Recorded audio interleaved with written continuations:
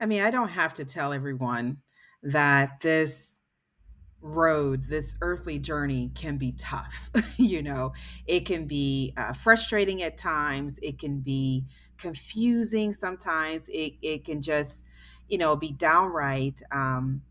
You kind of feel like sometimes your self esteem is kind of plummeting sometimes.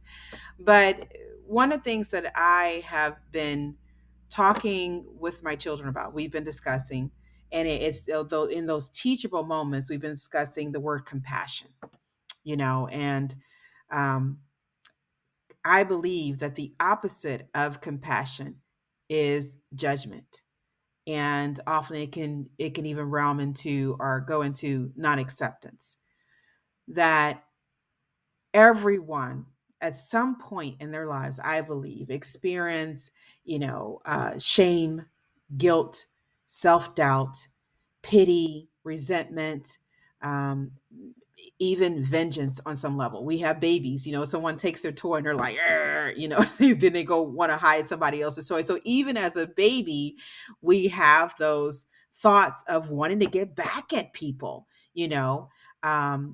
feeling again shameful, doubtful, scared, anxious, angry. We feel sometimes betrayed. Someone said something or said they were going to do something and then they didn't do it. We have these expectations of people being a certain way because they're in this title. Well, they're going to treat me with respect. They're going to do the right thing. They're going to do what they're supposed to do. And it doesn't always, end that way. It doesn't always come out that way. And it's very hard to start judging people, to start saying, you, and start blaming them. You're incapable. I don't like you. You shouldn't be a parent. You shouldn't be a daughter. I wish you were never born. We throw all these topics, these concepts, these hurtful words, because we feel pain. So we're unleashing our pain onto others. And it's when we have to be reminded that um, people are often doing what they can based on the conscious level, the spiritual awakening level that they're at. Some people can go ahead and achieve their goals, and they look down on you when you're trying to achieve yours. I give you an example, even with my children, and Cam is two grades higher than Kayla. And so he may joke with her, oh, you don't know this. Oh, and I know this and I know that. But we have to understand, and we have to put it at a level that, Cam, you are 2 years older than her. You've had this before in a class, and we could sit there and we can, berate or belittle or make fun of. And it's not in, trying to blame him, but to allow him to see that when you were at her age, you didn't know what you know now. And, we take that on an adult level, when someone is trying to maybe pass a test that, take, for example, me, I am tutoring NCLEX candidates to take their exam. And then, I hear about all the different barriers they have, whether they want to study, whether they don't want to study, they're not, maybe not follow up on their goals. And it's about keeping that state of empathy, that state of compassion, and realizing that they're working from their state of being. I could say things over and over again until it eventually clicks, and that's where the light comes on. That's where that spiritual awakening comes. That's where they become more conscious of their activities and not realizing how harmful they were to them, or how harmful their actions are in the relationship or to the other person. And we have to come in such a way that we're inviting consciousness. We're coming down to their level and helping them to see that what is going on is something you've also dealt with too. And how would you like it if someone did that to you? You know, the old saying, teach people how you want to be treated. So compassion is understanding and caring when someone is hurt or troubled, even if you don't know them. And I've shared that with my children. You know, Cam, he runs to the door to go open the door for someone because he knows how it feels to have someone to open the door, to do that gesture, especially if you have, you know, a heavy load or something like that. So I do encourage, I know we definitely want to be careful, you know, when we're encouraging our children to help people out, because as you know, people have acted like they're strangers, acted like they need help, but they take advantage of that help. And then, you know, we've heard kidnapping and all this other stuff. So I try to encourage them to really seek within and look and see what is the right thing to do. You know, I even think about when we were at a park here in Eversville, and my son, we were walking, and he said at that moment, he said, "Mom, I don't feel comfortable," because there were some other people that were playing at the park. And he said, "I don't feel comfortable." And I was thankful that you know, he could go within himself and really feel his intuitive lead, you know. And he's had that a couple times, you know, where he's felt that. And so I asked them, I try to build that up within them. What is this all knowing, this ever presence of truth telling you in the moment? And I want you to draw on that, because the more we help our children to stay in tune to this loving source, this power, this life-giving source, the more they're in tune with it, the more they're closer to it, the more they're going to know what to do, when to do it, how to do it, what to say. They're going to know that. And so for me, compassion is about being in tune with this power, this higher spirit, because I believe we do have tests of character. You know, that someone, I think someone said that, you know, that stranger, that person on the street, how do you know that is not God or Jesus? How do you know? But again, follow your intuitive lead. And I think as parents, that's part of our role, is to help them remember what I've been doing, the Remember Who You Are series, the Seeds You Plant series, is help them remember who they are, to stay close to this power. Because I believe as children, we are closer to it until we allow our experiences to draw a line or to cause a rift in the relationship that we have. And it's not just so our experiences, let me clarify that. It is the perception of our experiences that allows us to draw a rift in this line. Because we can experience in the relationship, we can experience things, but it's how we perceive it, as an attack on ourselves, or as an opportunity to express the divine character that we're all made of. Compassion is wanting to help, even if all you can do is listen and say kind words. And that was one of the things my mother, that I talk about in my parenting memoir, as well as in my devotion that I've done based off my mother's words of wisdom, her life lessons that have helped me, is that she encouraged us to listen. And I was reading something today by Smith Wigglesworth. His complete works is what I'm reading. And he had mentioned something that I felt and I thought, when we really listen, we we open the door to that inner, that wisdom, that truth that is there. That we're not only listening with our ears, and we're giving that person our attention, but we're also listening with our spirit.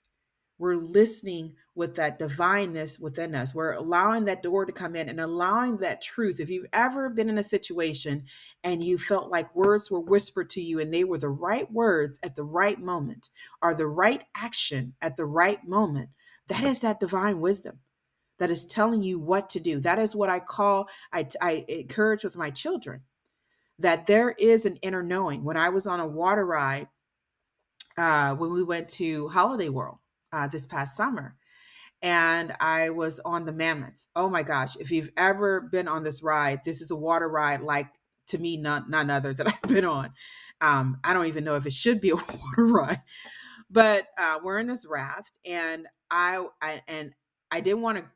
Well, I would say I didn't want to go, but I kind of wanted to go. I like water rides, but I was on this ride, and there I realized there was water like splashing on us, like serious water. And I kind of went inside. I could feel myself going inside asking for guidance. And literally, I was told, turn your head to the left. I turned my head to the left, water poured over on my right shoulder. Turn your head to the right, water poured over my left shoulder. Told me to hold my breath. Water poured down my face. Then water poured down my face. And I've used that throughout my life, where I felt like literally God was protecting me. Where I felt like, you could visually see potholes, and there was a covering that was laid down to prevent you from going into that pothole. That this wisdom that I need to seek more of, we all do, I believe. It's, with so much that is going on now, that inner wisdom to help guide us through life. That is the inner wisdom that I relied on after experiencing some potentially traumatic events in my life, that I needed to know. I knew there was something out there that could help us navigate life. Compassion is you forgive mistakes. You are a friend when someone needs a friend. And how hard can that be when you have people that are projecting their pain on you?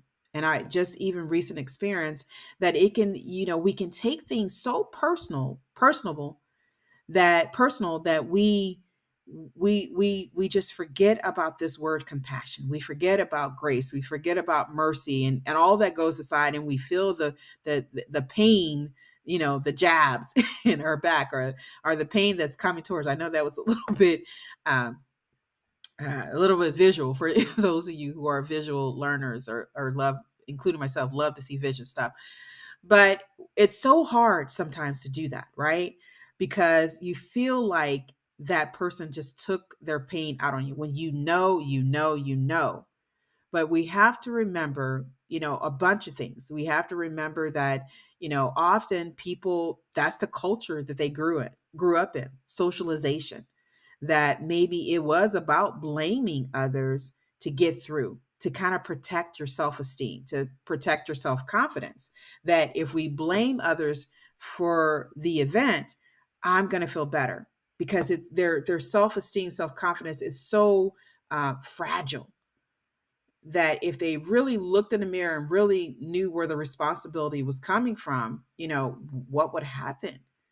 So you have to understand that the socialization, the protection of their self-esteem, um, and it's not, it's so often about being bigger, going bigger, but I think it's basically about understanding.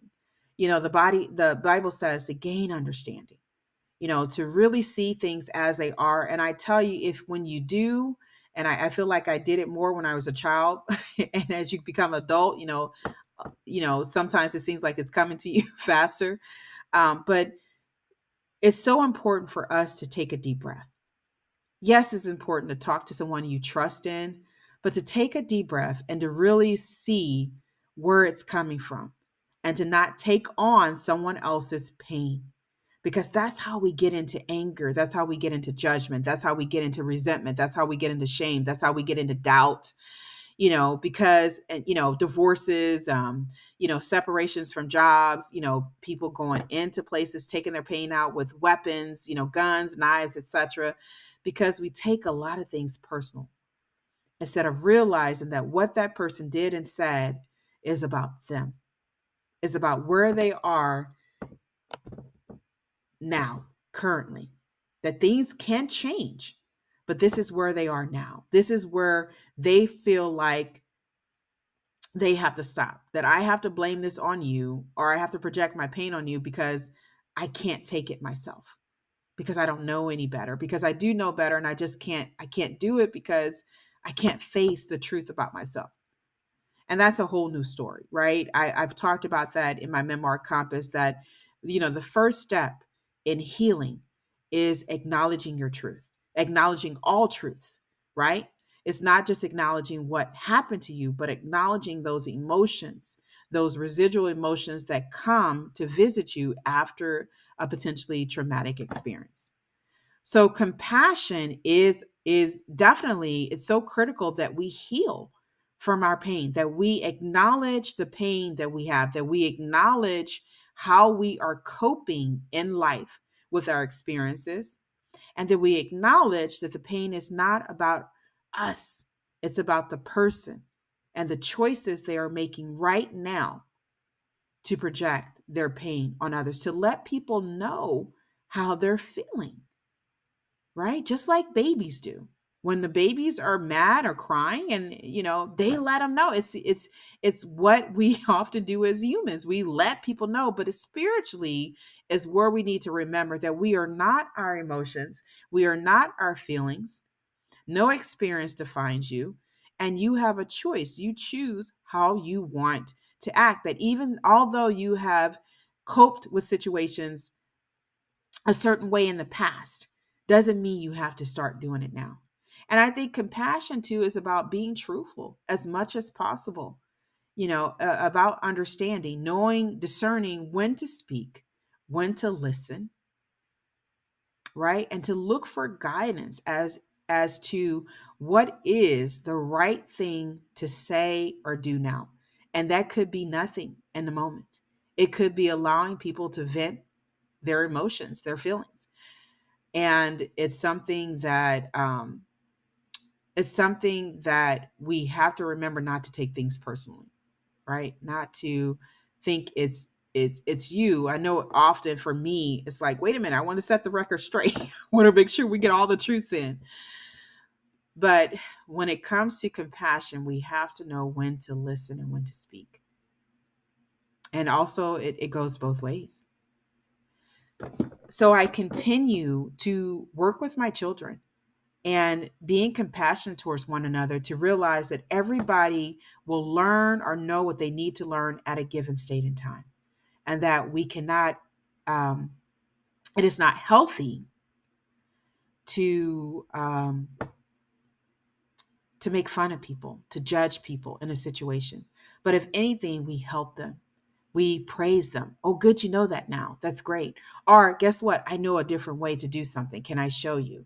It's about being in the moment and choosing the best possible response, action, nonverbal, verbal, physical action that we can. And there is help out there. There is this all knowing that is out there to help us if we seek it and we listen to it and what it has to say, right? And and I know there are people that it places in our paths to confirm us, to help us to move forward, to develop more spiritual awareness, awakening. And as parents, as guiders, as spiritual guides, guardians for our children and guides, we need that. We need that knowledge, that all knowing to help us. And yes, there are things that we're going to learn, but there are things that it can tell us, it can show us. And it shows us through a variety of things, to television shows, songs, people. It shows us. So the seeds we plant, compassion, we need more of it. We have so much judgment in the world, so much divisiveness still. People not accepting others based on their culture, their religion, their race. They're intimidated by their success in life. Women not making more than men, and just so much pain under the umbrella of pain, that if we could have more compassion, we can unravel these thoughts that have created the cycle of pain and free a lot of people, including ourselves, that we don't have to judge others. We can accept people for who they are, accept what they're here to do, know that they are a reflection of the divine truth, another reflection, just like we are, here with specific gifts and talents, here to fulfill their divine purpose, here to create a generational love cycle, here to remember that we all belong to one. And one has expressed or continues to express itself in human beings, in the animals that we see, the creatures, the rabbits, lions, tigers, bears, oh my, all of that, that it continues to show us who it is. So this is about compassion. How can you become more compassionate? How can you help your children to become more compassionate? How can you help this world become more compassionate? And the answer to that, it always reverts back to ourselves. What can we do? What can we do individually to increase compassion, more compassion in this world? And it always starts with us. I'll talk to you guys soon. This is Tamika Chambers with Create a Generational Love Cycle. We can dismantle those thoughts that created the cycle of pain and go on to creating a generational cycle of love, a legacy that is worth fighting for.